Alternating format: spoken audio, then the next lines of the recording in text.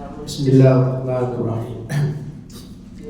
Alhamdulillahi Rabbil Alamin. Wassalatu wassalamu ala asyrafil anbiya'i wal mursalin nabiyina Muhammad wa ala alihi wa sahbihi ajma'in wa ba'd. Yaqulu Allah tabaraka wa ta'ala fil kitabil munazzal ba'da a'udzu billahi minasyaitonir rajim. Bismillahirrahmanirrahim. Man 'amila shalihan min dzakarin aw untha wa huwa mu'min falanuhyiyannahu hayatan thayyibah wa lanajziyannahum ajrahum biahsani ma kanu ya'malun. Alhamdulillah, gustong magpapasalamat sa dakilang lumikha sa mga pagkakataon na tayo ay kung saan napapabilang sa mga taong binibigyan niya ng pagkakataon na makapagbigay ng oras para lamang sa Kanya. Lalong-lalo na ngayon Friday. Hindi ko alam kung nung Tuesday ay may sino po sa inyo na nakapunta rito nung Tuesday. Kasi may nakita ko na ano yata. Mayroon pumunta rito? Hindi, wala pumunta. Pero nakarang Friday mayroon, di ba? Nakaraan. Bali, nung nakarang Friday, wala pa tayong final na kumbaga pag-aral. Kaso lang, sa mga volunteer na pumunta, walang problema kasi nandito si Seko na, di ba? Si Sheikh Muslimin. Kasi nag-resume kami sa trabaho nung Wednesday. Kaya Tuesday, wala ko rito yung pumunta. Sabi ni Muslimin, pumunta daw yung mga ibang kapatid. At walang nagturo. So, bali, ito yung final kung saan nagsimula na po ang ating final classes inshallah. So, yung po mga kapatid, nagpapasalamat pa rin tayo kay Allah dahil siyang nagbibigay ng lahat. Wala tayong lakas, kakayahan, maliban lamang sa kanyang pinagkakaloob. Kaya yung sinasabi niya sa banal na Quran, wa ma tawfiqi illa billah. Walang nagbibigay ng tawfiq, paidulot maliban lamang sa kanya. Kaya hindi po natin masasabi na ito ay dahil sa ating lakas, kakayahan, kaya nakakapunta po tayo sa Islamic Center. Lahat po ng ating mga ginagawa sa mga pagsamba, huwag po natin isipin na dahil sa ating lakas. Sa katunayan, sabi mo ng mga eskolar, isa sa tanda na pagmamahal ng Allah, kaya pinapaitulog na po tayo na makapagbigay ng oras. Kaya naway manatili, maging permanent na tayo po'y nabibigyan ng pagkakataon na makapagbigay ng oras para sa landas ng Allah subhanahu wa ta'ala. Ang pinakamahalaga po ay manatili tayong ikhlas o dalisay ang layunin para lamang kay Allah subhanahu wa ta'ala. Minsan, naisip natin na pupunta ko sa Islamic Center para makarinig ng bagong payo. Sa amin, wala kang marinig ng bagong payo. Sa tagal natin magkakasama, siguro lahat ng aming mga maikling kaalaman ay naibahagi namin sa inyo. So, ang pinakalayunin natin ay makamit po natin ang kaluhuran ng Allah subhanahu wa ta'ala. Yan ang pinakalayunin. Pagka meron tayo daw ibang iniisip, doon po tayo na nadadali ni Satanas kasi nawawala po tayo sa pinakalayunin po natin. Kasi minsan, maganda naman ang layunin ko, hindi masama, di ba? Para makita kami ng ating kapatid kasi matagal, hindi kami nakikita, parang ganun. So, okay na yun, magandang layunin yun, di ba? Para naman magkaroon kami ng tulad ng ginagawa natin laging banding, di ba? So, ang mga yun, kasama rin sa mga magagandang layunin, pero ang pinaka dapat natin laging nilalagay sa ating layunin ay para lamang kay Allah. Opo. Para lamang kay Allah subhanahu wa ta'ala, para masigurado na 100% ay makakabit natin ang gantimpala mula sa Allah subhanahu wa ta'ala. Tingnan niyo po. Kahit ang pagdarasal, nabanggit sa hadith, hindi lang ang nagdadarasal ay nagkakamit ng pare-pares ng kung saan gantimpala. May pagkakaiba. Bakit? Dahil sa kanilang mga layunin. depende sa mga sumisingit na layunin sa kanilang kaisipan. Kaya may hadith ang sabi ni Propeta Muhammad sallallahu alaihi wasallam, ang sabi niya sa kahulugan, may nagdarasal na nakaisa sa 10. Ibig sabihin, yung 10 na bilang, isa lang ang kanyang nakuha. So may nakadalawa sa 10. So may nakatatlo, nakaapat, nakalima. At mayroon din naka-10. Ibig sabihin, nakuha niya yung perfect na 10 na bilang. Ang masakit doon, mayroon din nagsala na wala siyang nakuha kundi, kumbaga butlog. 0 daw, 0. Sa isa pang hadith, may nagsala na pagkatapos niya magsala, gagawin ang kanyang pagdarasal na parang trapo at ipapalo sa kanyang mukha, iampas sa kanyang mukha. So hindi natin po yun na nakikita kasi siyempre. Pero mga hadith na malinaw na ito ay totoo. So may mga pagdarasal din na kung saan hindi inaakyat, ibig sabihin hindi natatanggap. Kaya kinakailangan sa bawat mananampalataya bago niya gawin ang kanyang pagsamba ay makasigurado siya na 100% ito ay gagawin ko para lamang kay Allah subhanahu wa ta'ala. So mga kapatid namin sa pananampalataya, bali sa ngayon ang ating maikling paksa sa khutbah ay patungkol sa tinatawag na al-iftiqar. Opo, medyo malawak ang kanyang ibinigay na kahulugan o paliwanag. Na ang ibig sabihin, yung tinatawag na dalawang kahulugan, al-haja wal-naqs. Ibig sabihin nun, yung iftiqar na tinutukoy niya, yung pangangailangan or may kulang na inahanap natin na para maging kumpleto. So ang tinutukoy po niya, yung pangangailangan po natin na kung saan para lamang kay Allah subhanahu wa ta'ala. Opo. Sa makabunong bagay, marami tayong pangangailangan. Dami nating pangangailangan, di ba? Dami nating problema. So doon tayo. Diyan tayo lagi nakakapokus. Yung nagsasalita, yung tagapakinig, yung mga nakikinig, nagkakaisa po tayo dyan. Na kung saan yung pangangailangan, mga problema sa makabunong bagay, doon tayo ngayon nakapokus, di ba? So ang nakakaligtaan, sabi niya, ang nakakaligtaan ay yung tunay na pangangailangan ng tao sa kanyang Panginoon. At normal na ang tao kapag nagkaroon siya ng problema, sabi niya, siyempre, dahil sa kahinaan po ng pananampalataya, tayo mismo, hindi agad-agad ang ating naisip ay yung pangangailangan natin ay dapat magmula sa Allah subhanahu wa ta'ala para masolve, di ba? Laging naisip ang isang tao ay ang aking pangangailangan masusolve na ito magagaling sa kapwa kong tao, katulad ng tao. Kaya di ba, tao tayo, minsan, minsan sasabihin sa nanay natin, nanay, mayroon akong kailangan, di ba? Kasi dahil yun ang inisip pa lagi ng tao, nang makakasolve ay mismo yung kanyang kapwang tao.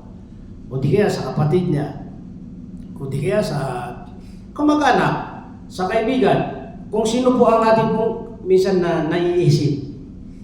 Pero ang nakakaligtan po natin ay yung problema na yun pala, yung pangangailangan natin ay walang tunay na makapagbibigay maliban lamang sa Allah subhanahu wa ta'ala. Dahil siyang nagbigay ng problema, di ba? Siyang nagbigay ng kung saan pakukulang. Kasi kasama yun sa tinatawag na pagsubok sa pamumuhay. So yung nagbibigay, sabi niya, ng pagsubok sa atin dahil sa ating mga pangangailangan, yun ang nakakaligtan po natin. Di ba? Na ang dapat, ang gagawin ng isang tao ay sa oras na magkaroon siya ng problema o pangangailangan, ang unang gagawin niya ay pupunta muna. Kaya sabi niya, nagbigay siya ng mga halimbawa. Ito ay pintuan, sabi niya, pintuan kung saan. Tapos, may tagapagbukas doon.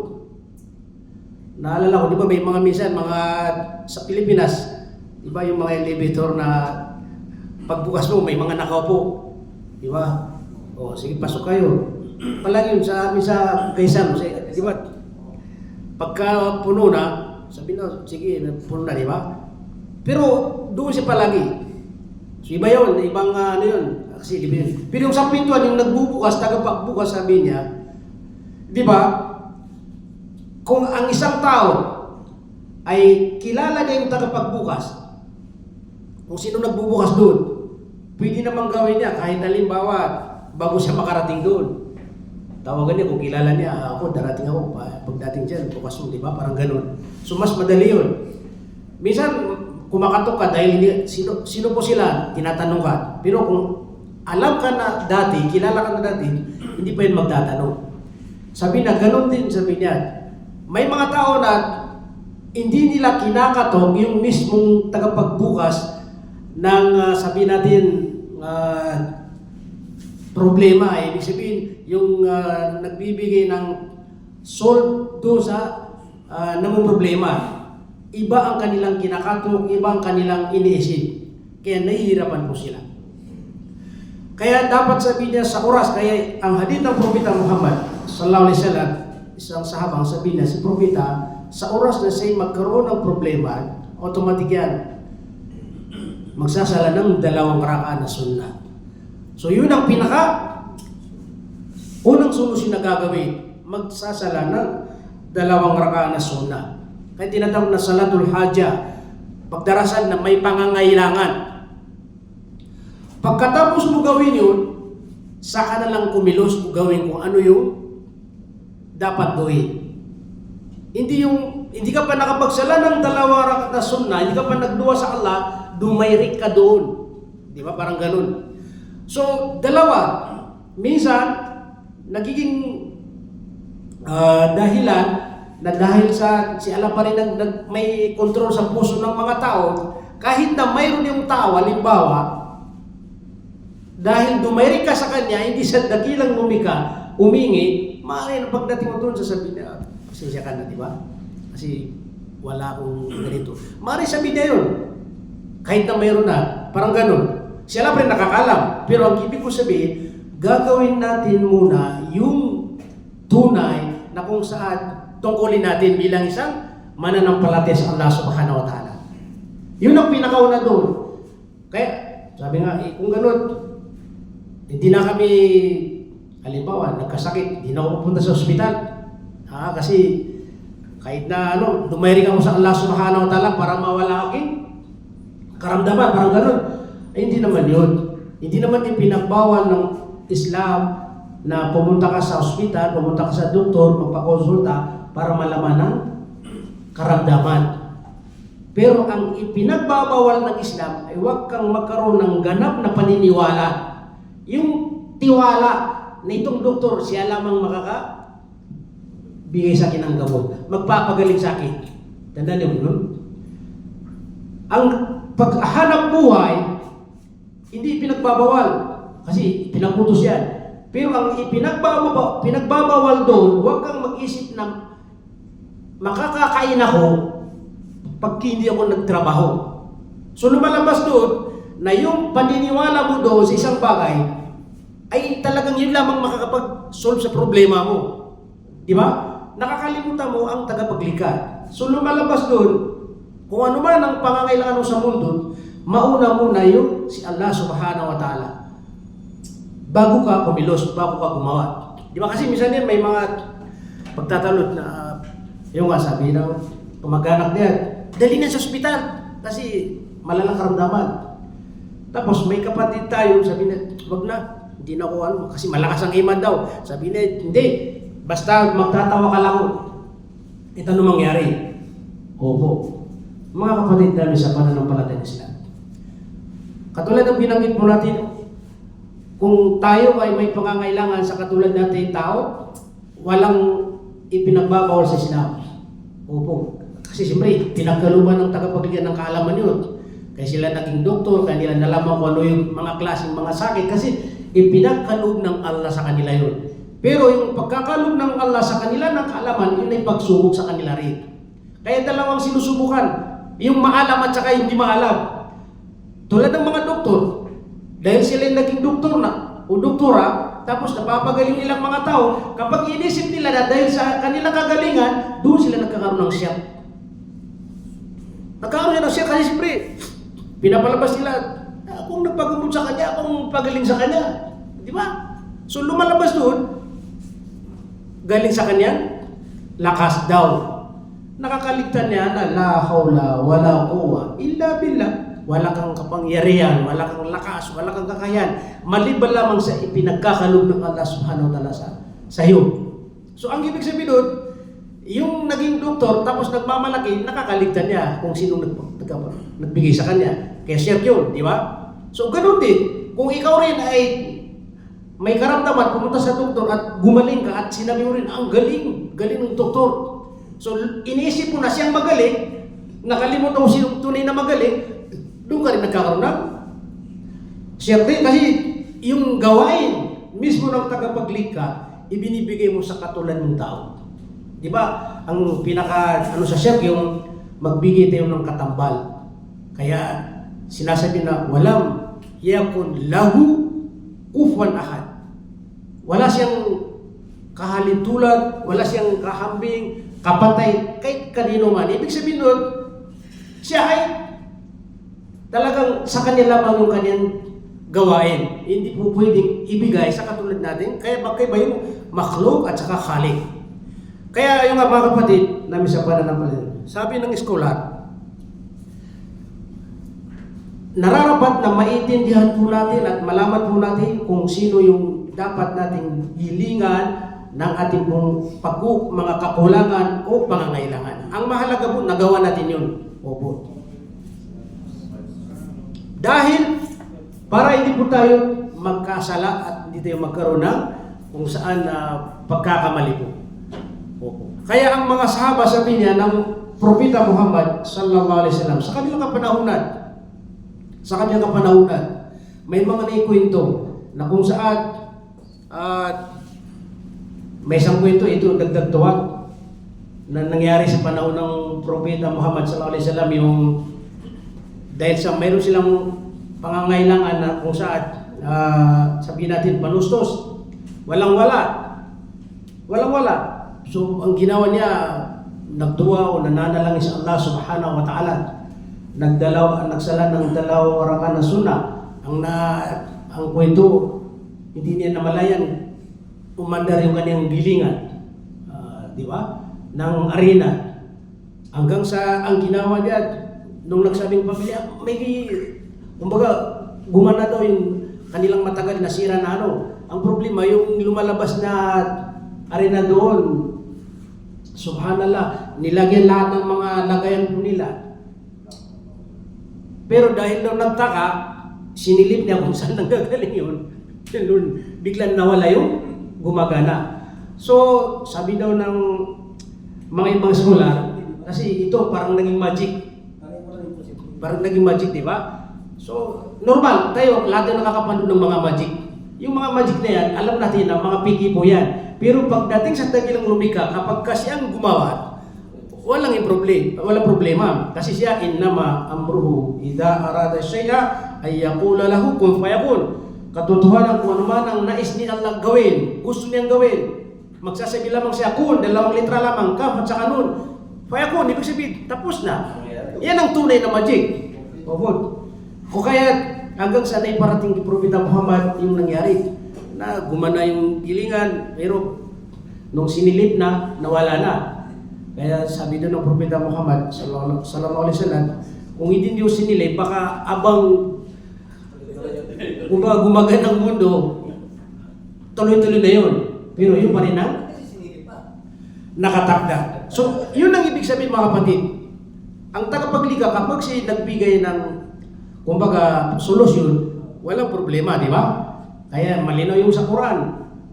O may yattaqillaha, kung sino man ang matakot ng tunay, ganap sa Allah subhanahu wa ta'ala, ay makakalabas po siya. Gagawa ang tagapaglikha ng solusyon at makakalabas dun sa problema niya at bibigyan siya ng tagapaglikha ng panustos o biyaya na hindi niya mabilang-bilang. May yattaqillaha yaj'al lahu makhraja wa yarzuquhu min haythu la yahtasib. Ito yung mga katibayan na kapag isang tao talagang tunay na ganap na naniniwala sa Allah subhanahu wa ta'ala, ganap na nananalig sa Allah subhanahu wa ta'ala, walang imposible. Kaso lang tayo, bilang tao tayo, bilang mahinang pananampalataya, minsan tayo pa ang nag-isip, mangyayari ba yun? Parang gano'n. Kaya sabi ng isang skulat, kung manalangin ka, nalibaw aking Panginoon, naway bigyan mo ko ng bigas, di ba? Walang imposible galing sa langit. Walang problema yan. Kaso lang, baka ikaw hindi baka makatiis, matatakot ka kasi galing sa langit. Pero ang banal na Quran, malinaw pa rin sa Quran na naikwento yung panahon ng Musa alayhi salatu wasalam, di ba? Yung tinatawag naman na wasalwa na karne na galing sa paraiso. Yun ang ibig sabihin nun, na pwede tayo bigyan ng tagapaglikha ng yung mahirap tanggapin, pero talagang tunay yun at saka ano. Kaya di ba, yung mga tao ni Musa alayhi salam, Musa, bakit puro lang gulay ang aming kinakain? Kasi siyempre, pinagkaluban sila ng alam doon sa panahon yun na puro araw-araw gulay kasi marami silang mga nabanggit na basal o basta klaseng gulay. Kaya nagsabi sila na puro lang gulay. Musa, wala bang iba? Nagreklamo sila. Parang sinusubukan nila si Musa alayhi salam. Yun, doon dumating yung tinatawag na manna was salwa na kung saan karne na galing sa tinatawag na paraiso.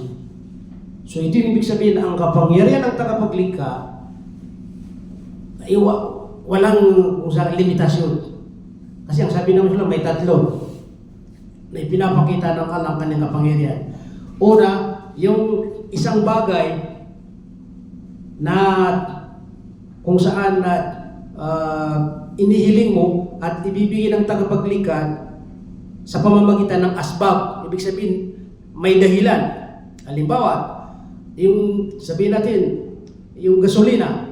Okay, sasakyan mo, naubusan ng gasolina. Di ba ang kailangan mo ay talagang tunay na gasolina? So pupunta ka na sa, di ba? Saan? Gasoline station. Magkakarga ka. Yun ang ibig sabihin na pangangailangan mo, ibibigay ng tagapaglikha sa pamamagitan ng talagang yung dahilan. Hindi ka magtataka. Okay. Pangalawa, yung gasolina, halimbawa, na kung saan kailangan mo, pero kaya rin ng tagapaglikha na pwede niyang gawin, ang gagamitin mo ay tubig. So, ibig sabihin, magtataka ka doon kasi imposible, di ba? Pero walang mahirap. Hindi wala kung naikwento ko rin ito yung isang pangyari na isang mga kapatid natin at nagkataon lang sa kalagitnaan ng dagat. Ito ang mismong nagkukwento mismo, hindi ibang tao, mismo, ako mismo nakausap niya. Sabi daw ng mga pasayro, o bakit tayo huminto? Sabi ng driver, tingnan natin muna anong dahilan. Tingnan, wala pala nang naubusan ng kasi malayo yung tinakanin, hindi sa saan banda yung pinunta nila na malayo. Kaya doon sila nagkaroon ng problema. Sa kalagitnaan, hindi sila kung sinong, wala pong makakatulong sa kanila.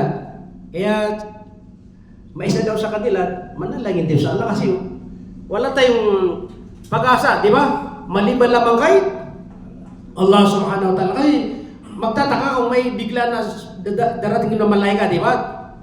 Isa daw sa kanila, sabi niya doon sa driver, sabi niya, sumandong ka dyan sa tubig, ilagay mo dyan sa makina. Sabi niya, ano ka ba? Sisirin itong makina ko. Sabi niya, hindi, manalangin tayo kay Allah kasi walang imposible. So, subhanallah. Sa una, hindi papayag yung driver kasi sabi niya, masisira ang makina niya daw. Pero kalaunan, dahil sa simple, sabi ng mga pasahero niya, lalo yung isa na may malakas na iman, sabi niya, o sige, magintay na lang tayo na kung mayroon darating na. Kaso lang, kumbaga sa kalagitnaan, natakot na sila. Sabi daw, sige, subukan natin. Sabi niya, huwag mong subukan. Maglayunin ka ng tunay na si Allah walang imposible. Talagang pinayo siya kasi kung subok, siyempre, ang subok yan, pwedeng hindi mangyari kasi subok lang yun. Dapat yung puso mo talaga ganap na para kay Allah subhanahu wa ta'ala. So hanggang sabi niya, sige, siyang sumandok, yung tao hindi driver, basta rin maniwala ka, nilagay niya doon. Pandarin mo, yun ang nakakapagtaka doon, masasabi mo, magic yata. gumana. Tingnan niyo, pagdating niya daw sa lugar na yun, kasi talagang gumana. Pagdating doon, tiningnan yung tubig, yung gasolin nilagay doon, kasi siyempre, dumating na sila. Pinandar uli, hindi gumagana. Kasi tubig. Di ba? Hindi gumagana kasi. Pinaparating lang sila nun. So ito yung sinasabi natin na huwag kang magtaka.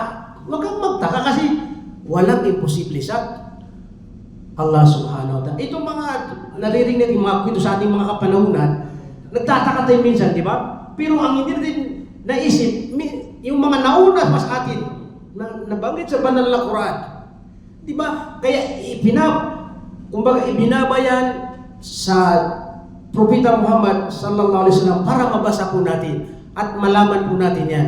Para makapag-isip tayo na walang imposible sa Allah subhanahu wa ta'ala. Minsan nagtataka tayo sa katulad yan, pero mga nakaraan. Yun ang sinasabi po natin, katulad yung nangyari kay Musa alayhi salam. Binigyan sila ng kung saan mga karne galing sa paraiso. Walang imposible. Ito yung sinasabi natin na pangalawang klase na kapangyarihan ng Allah na pwede mong makamit na walang mahirap. Katulad yun, nangyari yun. Pero kung babalik natin mga nakaraan, maraming nangyari, di ba? Kaya pangatlo, sabi ng eskola, pangatlo na kapangyarihan ng Allah na pinapakita niya, yung isang bagay na ang alam mo napapakinabangan mo, pwedeng gawin ng Allah na makakasira sa'yo. Ibig sabihin, yung asli, yung original, yung isang bagay na yun, pwedeng baguhin ng Allah subhanahu wa ta'ala. Halimbawa, apoy, di ba? Apoy, ang alam natin ay makapinsala, makakasunog, di ba? Sa Quran, napakalinaw. Nung sinunog si Ibrahim alayhis salam, pasensya ka na Ibrahim. Di ba? Sinunog si Ibrahim alayhis salam. Lagi, lahat ng pagbabasa ng Quran, mababasa din. Sinunog po siya. Nung inilagay na mahabang kwento, ang gaano daw kalaki ang panggatong na naipon nila. Parang bundok. Kaya hindi nila kaya si Ibrahim ilagay na basta lang hawakan, ilagay nila, hindi. Kaya gumawa sila, isang kwento, gumawa sila ng, yung sa mga pelikula na parang itatapo ka doon. Opo, para, kasi sa sobrang takas, saka na lang na ilagay si Ibrahim. So, kung isip yung gaano kalaki ang apoy na yun. Pero subhanallah, kahit isang balahin, sabi ng mga eskolar, naging, kasi diba, kaya pag sinabi bar, katulad ng panahon na bar, diba, malamig.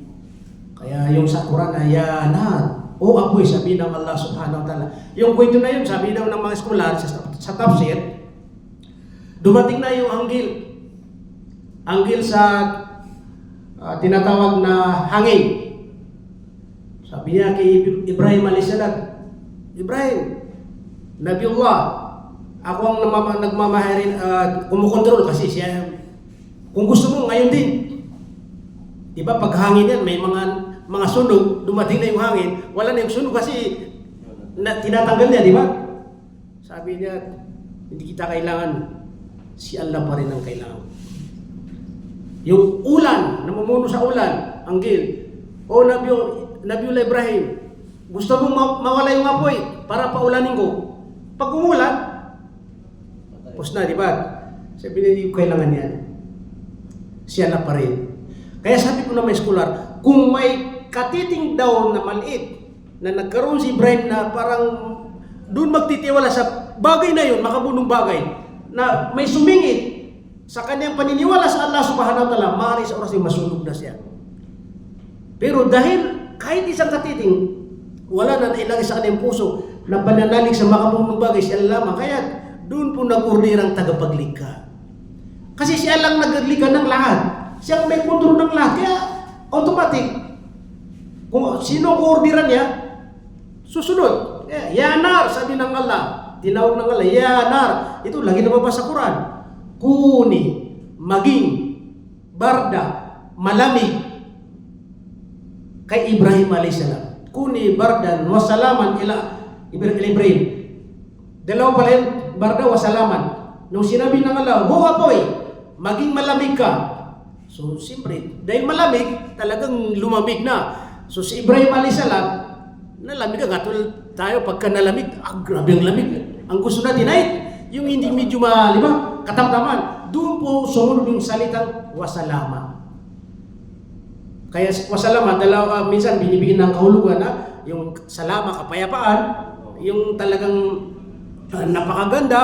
So, magkaiba yung kahulugan ng barda o salama. Ibig sabihin, ang tao ang gusto niya wasalama, hindi yung barda kasi nalalamigan siya, di ba? Komportable. Kumbaga, aking Panginoon ang gusto ko, yung komportable ako doon, yung kung makakapagsalita siya, ala Ibrahim. Maging malamig ka, dahil naramdaman ni Ibrahim nalamigan, wasalama. Kay Ibrahim alayhisalam. So doon niya nararamdaman yung wasalamat. Subhanallah. So isipin niyo mga kapatid namin sa pananaman, may ibang pagkakakwento na may mga prutas pa doon. Tapos kinakain niya yung mga prutas pero hindi mo natitiyak yun. Ang pinakasigurado ron yung sinabi mismo ng tagapaglikha. So ito yung sinasabi natin, apoy. Tinanggal ng Allah yung kanyang init niya, ginawa niya. So, yun ang talaga mga tunay na magic, di ba? So, ibig sabihin nun, kinukinto yan sa banal na Quran para malaman ng tao, malaman ng mga lipin ng Allah na ang tagapaglikha walang posible. Kaya, sabi ng eskulat, nararapat na maging ganap tayo na nananalig sa dakilang lumikha sa lahat nating mga problema.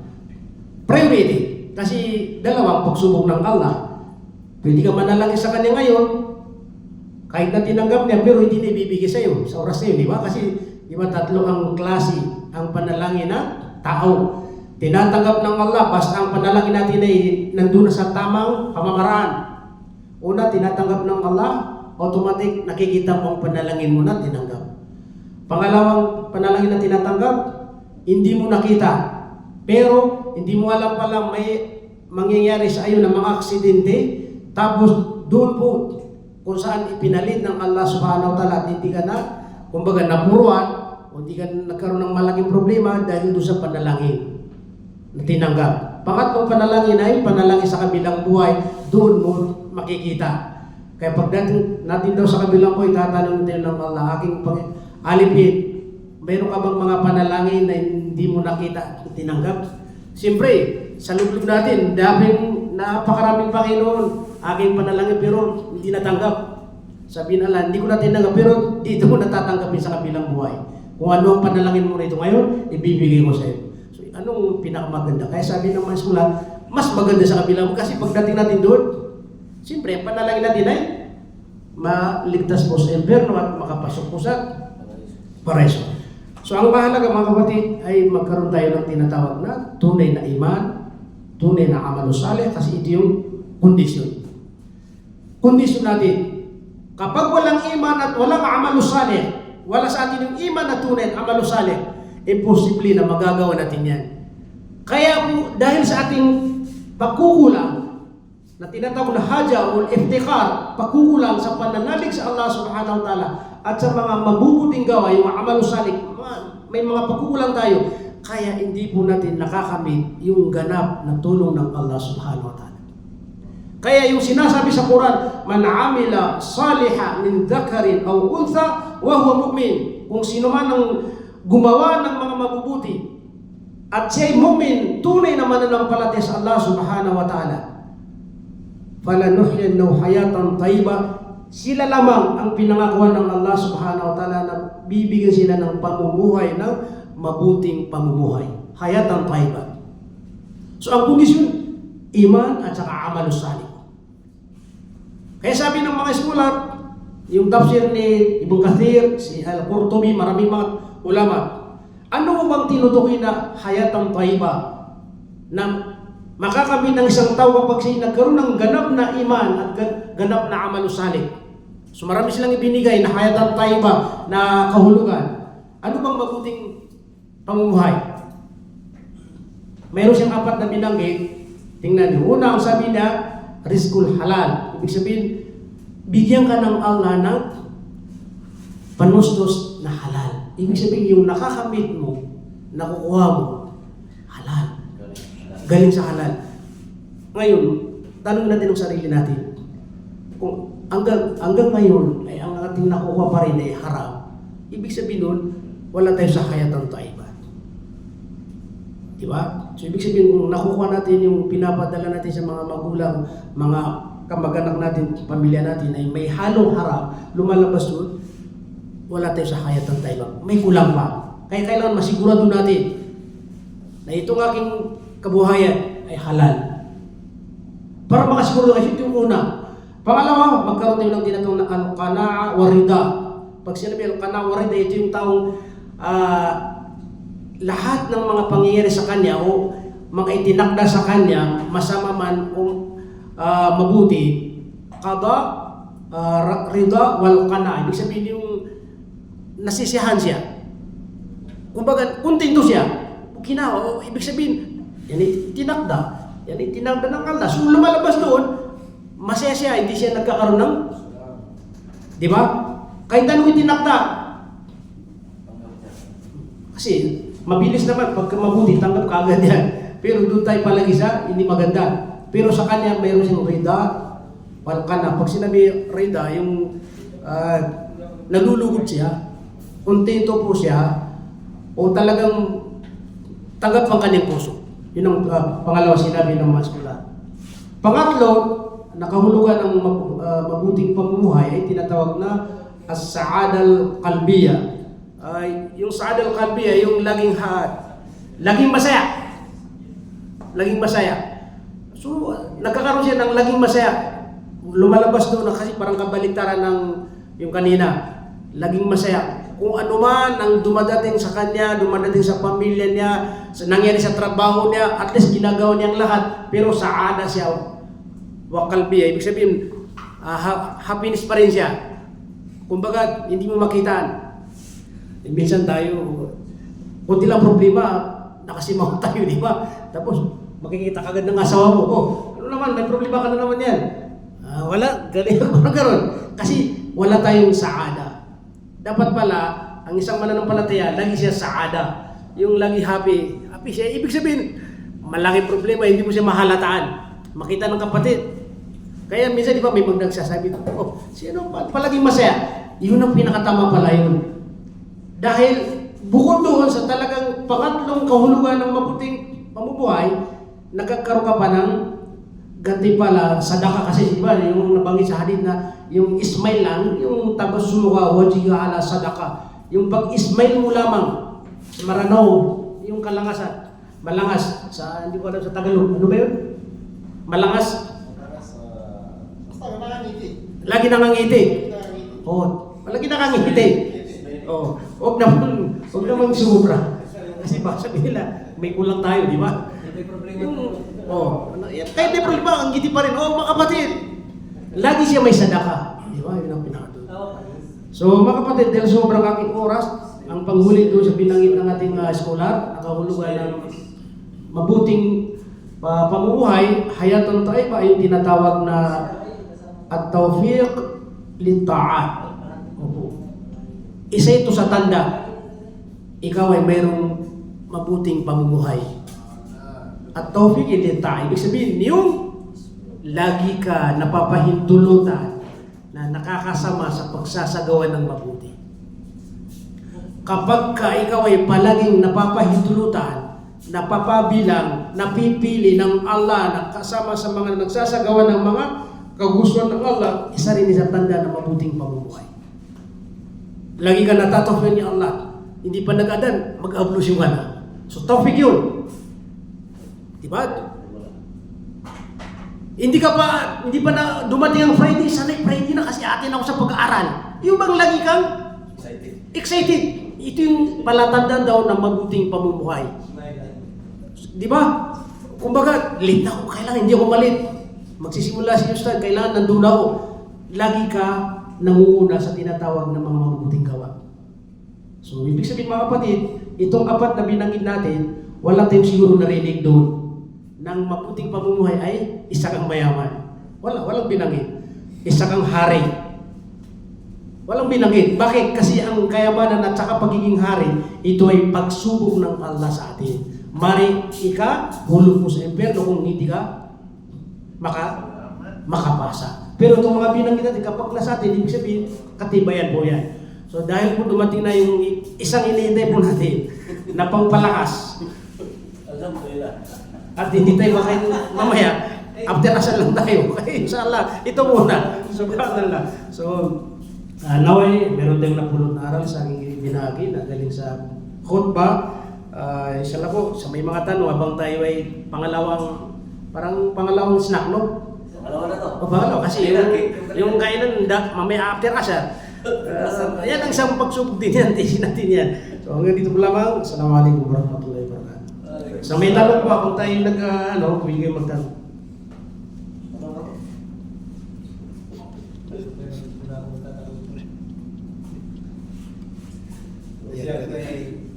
Ako kasi, nung di pa ako Muslim, nag-alagad na ako sa masjid. Nag-ayaw mo na siya, hindi pa siya Muslim. Hindi ako Muslim. Ganun ba? Yung mga time na yun. Kasi nagsiserve siya sa iftar. Oo. Pero hindi pa siya Muslim. Ginagawa ko yung matagal na. Mas panala. Nararamdaman nila kung ano kayo. Sayang no, sayang yun. Papanong pa ako. Oo, hindi. Alhamdulillah, ayaw mo na Muslim naman. Nag-ayaw ko na lang, tapos hindi ka lang Muslim. Bakit ayaw mo Muslim? Pero naman time sila. Nakatingin si Gino. Pero naman hindi time na ako mismo. Subhanallah. Sa